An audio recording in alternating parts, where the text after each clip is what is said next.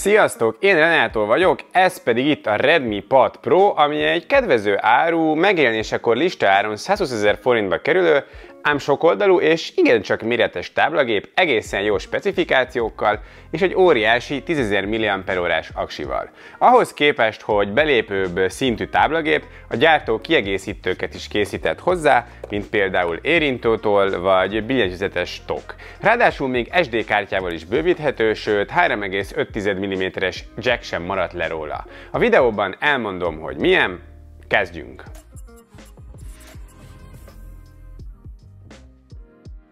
A kicsomagolás meglepő volt, mert egy Redmi termék esetén nem ehhez voltam szokva.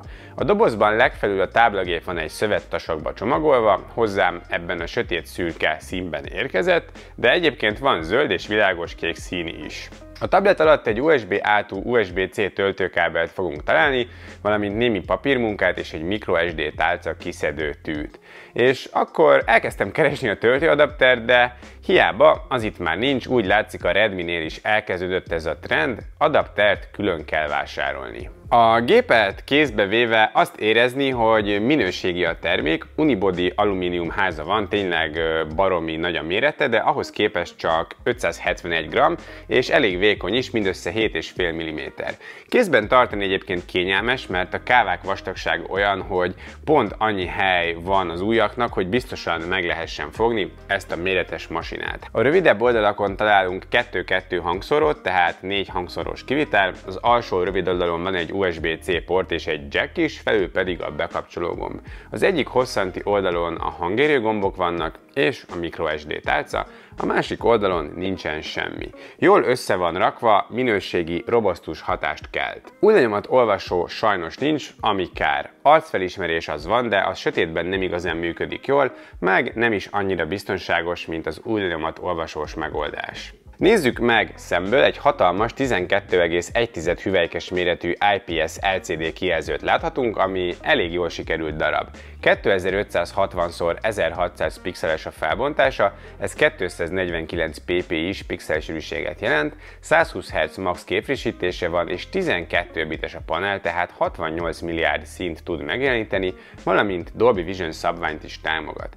A negatívum a felülete található üveg, ami mindössze Gorilla Glass 3-as, így azért vigyázni kell rá, érdemes esetleg egy fóliát tenni rá.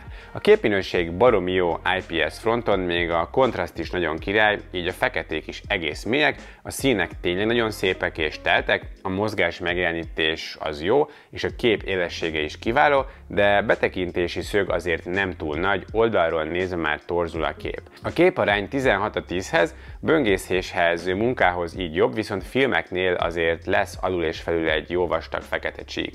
Természetesen Full HD streamet tud Dolby Vision támogatással.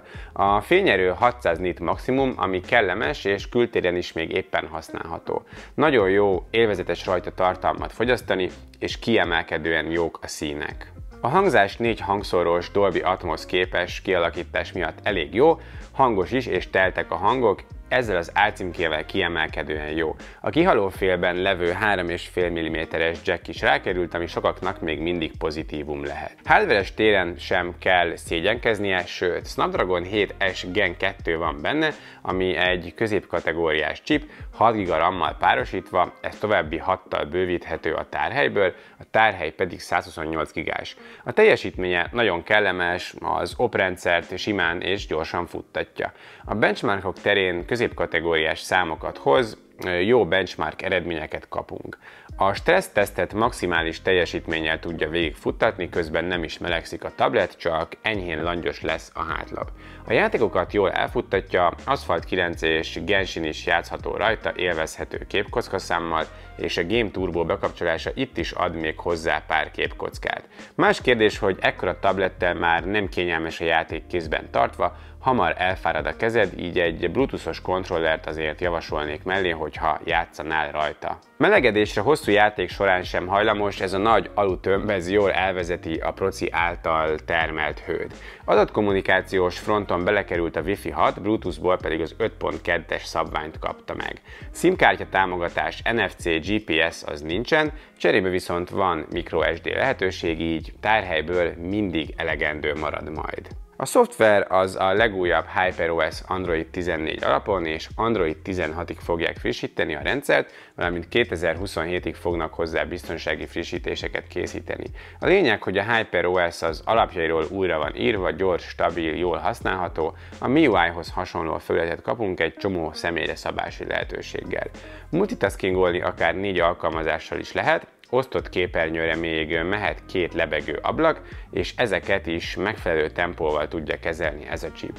Van Xiaomi Interconnectivity funkció, a telefonok appjai használhatók a tableten és az értesítések is megjönnek rá, de ezt egyelőre csak a Xiaomi 14 és a 14 Ultra támogatja. A Windows gépekkel való összekapcsolás viszont remekül működik, második kijelzőként vagy kiterjesztésként is simán használható vezeték nélkül is.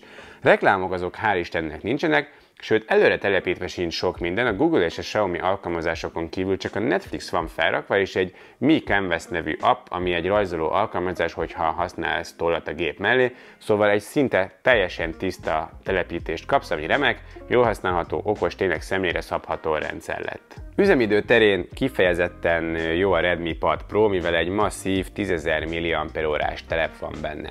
Az üzemidőt egy táblagépnél nehéz meghatározni, ugye, mert mindenki más és más módon használja meg más dolgokra. Ha egész nap nyomkodod irodai munkára, böngészésre, akkor bőven bírja a teljes napot. Megcsináltam a szokásos tablet üzemidő tesztem is, 200 nitre beállított fényerőn 2 óra Netflixet futtattam rajta, ez idő alatt 11%-ot csökkent az aksi, tehát így akár 18 óra Netflixet is lehet vele nézni egy töltéssel ezen a fényerőn, ráadásul a készenléti fogyasztása is minimális. A teszt elején ugyanis csak beállítottam a tabletet, de nem volt időm foglalkozni vele, 4 napig betettem a fiókba, és ez idő alatt csak 4%-ot csökkent a töltöttsége, azaz akár több hónapot is kibír egy töltéssel, hogyha csak félre van rakva.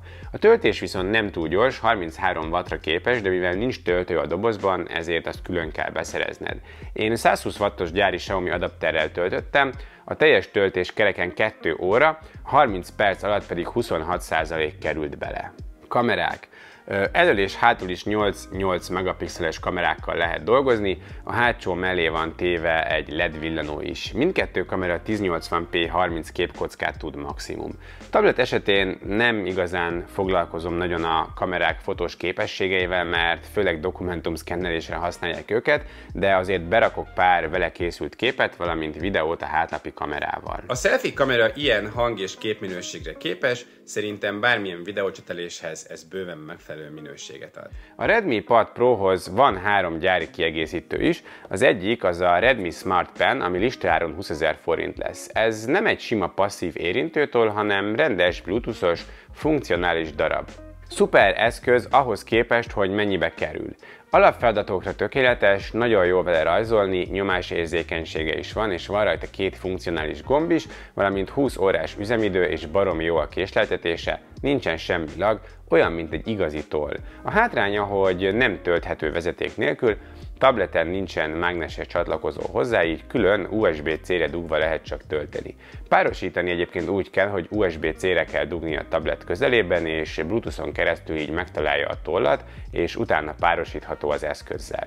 A Redmi Pad Pro keyboard billentyűzet is egy remek minőségű kiegészítő, ami mindössze 25 000 forintos áron lesz kapható.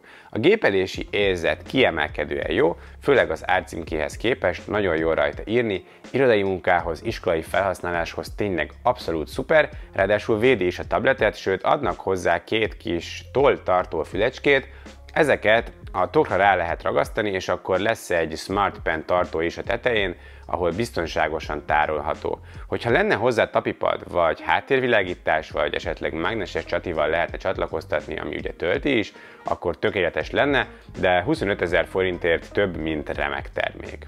Van egy Redmi Pad Pro Cover is, ami csak simán egy tok kitámasztási lehetőséggel és Smart Pen tartóval. Hogyha nincsen szükség billentyűzetre, ennek a vásárlása az mindenképpen javasolt, hogy egyrészt védje a tabletet, másrészt, hogy könnyebb legyen használni a letámaszthatóság miatt. Ennek az ára 8000 forint lesz listáron.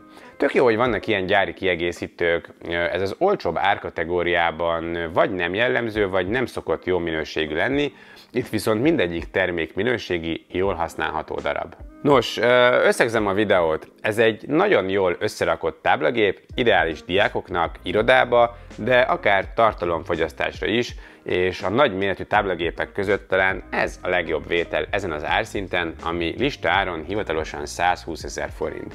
Jó nagy a kijelző, kellemes a teljesítménye, jó a szoftver és remek az üzemidő is, na meg vannak tartozékok is. Hogyha mindenképp 12 coll fölötti tablet kell, akkor ennyiért nem nagyon van jobb. A Honor Pad kerül körülbelül ennyibe, de az gyengébb is, a többiek, a Samsung, a Lenovo, az pedig drágábbak ennél, szóval van helye a piacon, jól sikerült, és ebben a méretszegmensben jó az ára, így én jó szívvel tudom ajánlani a Redmi Pad Pro-t. Hogyha viszont a méret nem lényeg, és kisebb gép is jó lenne, akkor a Xiaomi 6 az viszont jelenleg jobb opció. 130 000 körül kínálja több hivatalos kereskedő is, és azért az egy erősebb gép, egy jobb kijelzővel és töltő is van a csomagban. Nektek hogy tetszik? Vennétek ilyen táblagépet? Beszéljük meg a komment szekcióban. Köszönöm szépen a figyelmet, hogyha tetszett a videóm, akkor kérlek lájkoljátok, és iratkozzatok fel, hogyha kíváncsiak vagytok még hasonló tech tartalmakra. Legyen szép a napotok, sziasztok!